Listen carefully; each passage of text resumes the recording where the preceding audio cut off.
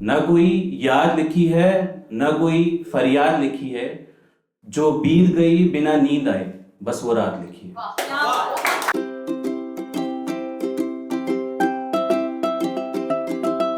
क्या इश्क की भी कोई पैमाइश होती है? क्या इश्क की भी कोई पैमाइश होती है? मुझे तो लगता है सिर्फ आजमाइश होती है। क्या इश्क की भी कोई पैमाइश होती है? मुझे तो लगता है सिर्फ आजमाइश होती है। किसी को किसी के साथ रहने की बस ख्वाहिश होती है। मुझे तो लगता है सिर्फ आजमाइश होती है। शुक्रिया। और कुछ चरनाएं लिखी हैं उस तरह से है कि न कोई याद लिखी है, न कोई फरियाद लिखी है, न कोई याद लिखी है, न कोई फरियाद लिखी है, जो बीत गई बिना नींद आए, बस वो रात लिखी है। कि न कोई याद लिखी है, न कोई फरियाद लिखी है, जो बीत गई बिना नींद आए, बस वो फरियाद लिखी है। और अब रहो फासले से, शायद इसी का इंतजार था तुम्हें। अब रहो फासले से, शायद इसी का इंतजार था तुम्हें, जो कभी ना हो पाए, बस वो एक मुलाकात लिखी है। और आगे चलते हैं कि और क्या बाकी है, और क्या बाकी है, दिलो दिमाग पे है हर याद का लम्हा। जब आप वक्त बिताते हैं किसी के साथ तो नक्श हो जाता है कि और क्या बाकी है, दिलो दिमाग पे हर याद का लम्हा, किसी पन्ने पर नहीं बाकी, ऐसी किताब लिखी है। कि किसी पन्ने पर नहीं बाकी, ऐसी किताब लिखी है। और अक्सर क्या होता है, जब हमारी लाइफ में चीजें बिगड़ती हैं तो हम ऊपर वाले को बहुत गिला शिकवे करते हैं। आगे लाइन कि खुदा से क्या शिकवे, जब जमीन पर ही बदल गया सब। खुदा से ही क्या शिकवे, जब जमीन पर ही बदल गया सब, फिर क्यों गिला करें कि ऊपर वाले ने ऐसी तकदीर लिखी है। और बस आखिरी कुछ बात ये कि एक कहानी कह लिए उसको या जज्बात, ये छोटी सी एक स्टोरी है जो मैंने लिखी, और इसका मौजू जो टाइटल है वो है प्यार, इश्क और मोहब्बत। तो इस तरह से है कि एक दिन प्यार, इश्क और मोहब्बत ने सोचा कि क्यों ना एक जगह बैठकर सुकून से मुलाकात की जाए। और कुछ सवाल थे तीनों के जहन में, उसको सामने बैठकर दूर किया जाए।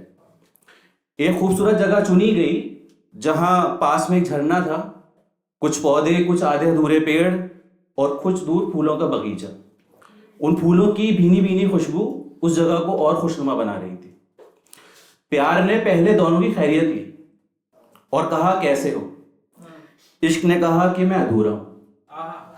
मोहब्बत ने कहा कि मैं बदनाम थी पहले से और अब और बदतर हालत में। प्यार ने कहा कि मेरा सफर तो शुरू होता है पहाड़ की बुलंदियों से भी आगे, पर जब दिल टूट जाता है ना, तो उस ऊंचाई से जमीन की दूरी जो है वो पता नहीं लगती और एक पल में सब बिखर जाता है। इश्क और मोहब्बत ने बात सुनकर सर झुकाया और माहौल बहुत ज्यादा गहरा हो गया था। कुछ पल की सिर्फ खामोशी और झरने की ऐसी आवाज आ रही थी जैसे आज ये जमीन में ही समा जाएगा। अब इश्क ने कहा कि क्या ही बताएं अपनी हालत, हो तो जाता है जल्दी से, पर जब मुकम्मल नहीं होता ना, तो आंसू आंख से नहीं दिल से बहते। और कोशिश करता तो हूं कि दो लोग जिनसे मैं जुड़ा हूं वो ना बिछड़े, कभी उन लोगों की मेरी आंख में आंसू ना आए, पर आखिर में सब अधूरा रह जाता है, बिल्कुल इस पेड़ की शाख जैसा जहां पर एक भी पत्ता नहीं है। मोहब्बत ने अपनी दास्तां सुनाने से पहले अपनी आंखें पहुंची, जो कि बिल्कुल गीली हो गई थी आंसुओं से।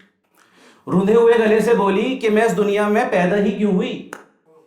किसी के पास हूं वो परेशान, ना हूं तो परेशान, ज्यादा देर रहूं तो दिक्कत, कम देर रहूं तो सवाल जवाब।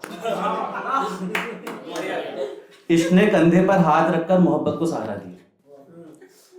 उसने आगे कहा कि मैं तो दो लोगों के बीच जाती ही नहीं हूं, वही लोग मुझे अपनी जिंदगी में ले आते हैं। और बस खुशी के पल वो होते हैं जब दो लोग साथ में चलते हुए हाथ पकड़ चलते हैं, मैं उन लोगों की उंगलियों के बीच में समेट जाती हूँ। पर आजकल क्या, आजकल लोग मुझे नरम बिस्तरों पर तलाश करते हैं, मुझे उन जिस्मों के बीच में तलाशने की कोशिश करते हैं, पर मैं तो वो हूं जिसे एक बार गले लगा लूं साथ में छोड़ूं। इंसान जिस्मानी तौर पर तो किसी के साथ हो सकता है, पर जहन में वो ताउम्र मेरे साथ रहेगा।